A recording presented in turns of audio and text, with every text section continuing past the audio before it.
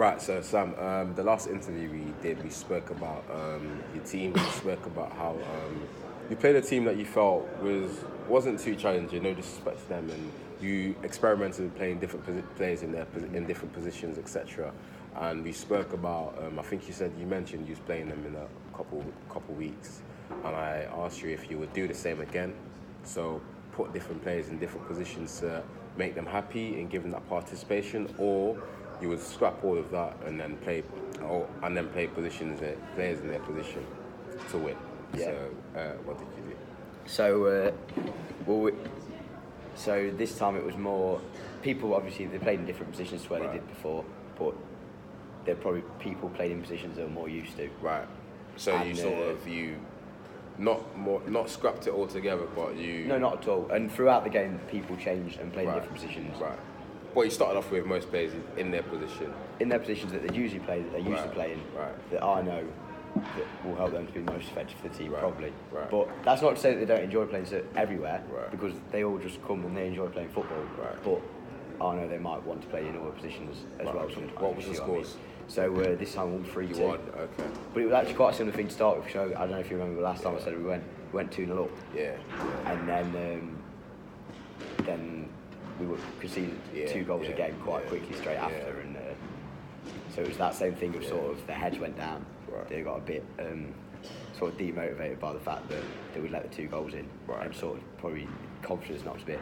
So Right. this time, what happened differently was it was quite close in the first half. I think at half time we were 1-0 up. Right.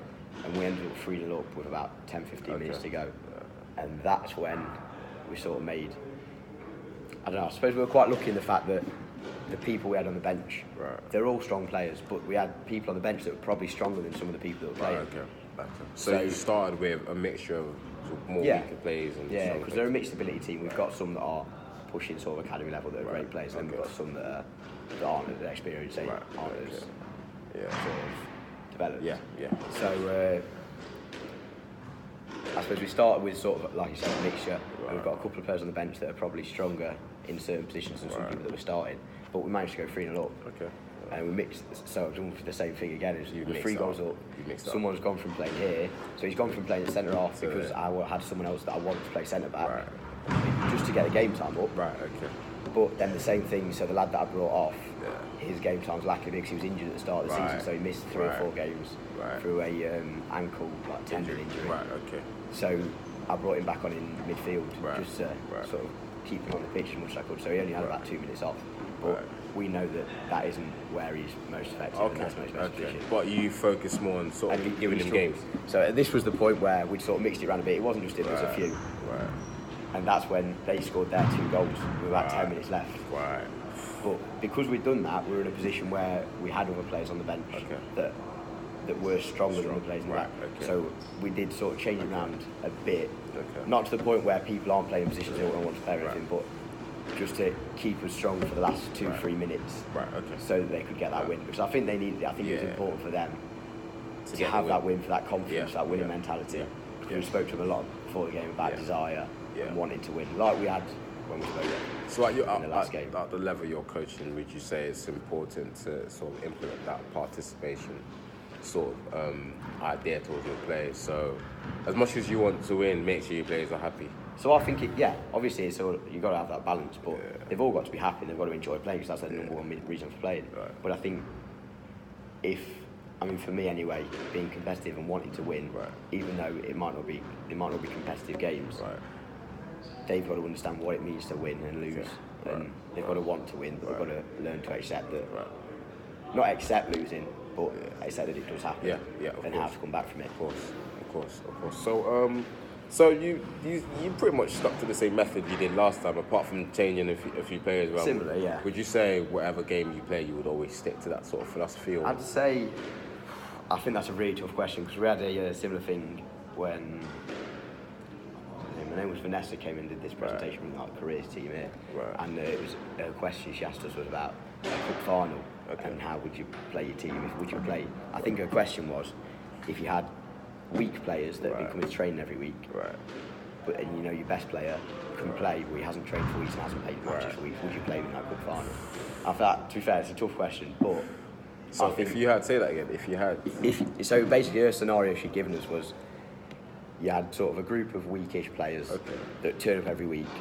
Yeah. They're always trying their best. Yeah. But your best player hasn't trained for weeks. Would you play him in the cup final? So for me, obviously it's a hard question. But I mean, it's a little bit different because I don't really have anyone that doesn't train for weeks or has like a poor attitude. Right. But is the best player kind of thing. I don't have that. Whereas I think a lot of managers sort of I'm sure some players probably deal with that. What would your intake be on that? How would you sort of balance that? Because I personally don't think there's a right or wrong answer. No, I think it depends on who you are. Yeah, massively. And it depends on the players as well. Yeah. Because I'm sure there's some players that would be fine with that if they were to not play all the game. Because I think my point there is everyone plays every game. They might not play all the game every game, but everyone will play the same amount of time over the season, roughly. Is this regardless whether they turn up or? That's the thing. I've got a good example of that. There's a lad who plays for my under-10s at the minute. He's doesn't really turn up. He struggles to get here. So like he doesn't really train. Is that his fault or does not really? I think it's his parents. You have to take, it is his parents. Take that sort of different factors into consideration. Is he because of him that he's not turning up, or is it? Obviously he can't. He's 10 years old. He's not going to be able to control that much that he can't turn up. But it's things like his parents won't bring him if they've got something else to do, or like that's the thing. If they're not home at 6 o'clock, they won't bring him to training. Even if he'd rather just not come than get their leg kind of thing. Or like in a game, if he don't feel up to it, he won't play.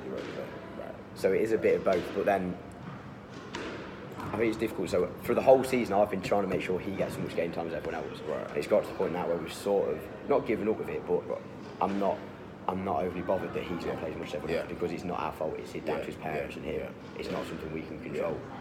So as much as I do try and focus on the game time, I think if it's a competitive game like a cup final, I think for me the focus is on winning because the kids aren't going to remember how many touches they had, how many passes they made. They remember what the score was. And if they won or lost.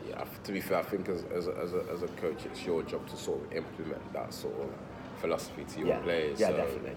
Yeah, as much as, like you said earlier, so you will lose at some point, but at the same time, you teach them how to win, how to be good winners, etc. Dealing with parents, for example, parents who don't bring their kids to training and don't put that effort in, but at the same time want their kids to play. How do you sort of deal with that? Do you have much interaction with that? So, see, that's another difficult one, to be fair. So I'd say the biggest thing with sort of parents that don't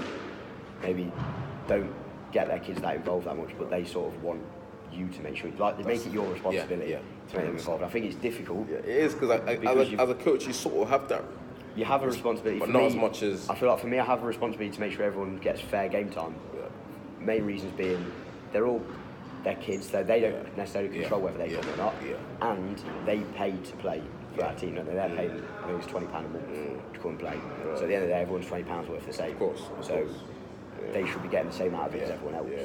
But if the parents, so they're getting the same out of it from me, or to the sort of like limit of my capability, they're getting as much out of it from me. But if they're not turning up, then that's what's on. So I think it's just trying to educate the parents about if that's happening. Parents can be sort of difficult. That's good. Well, what would you say sort of this mentoring as a whole has taught you, or reflection-wise? Well, I was just going to say before you said that, it's quite a bit about reflection, about thinking about things. What could I do differently? What could I maybe do better?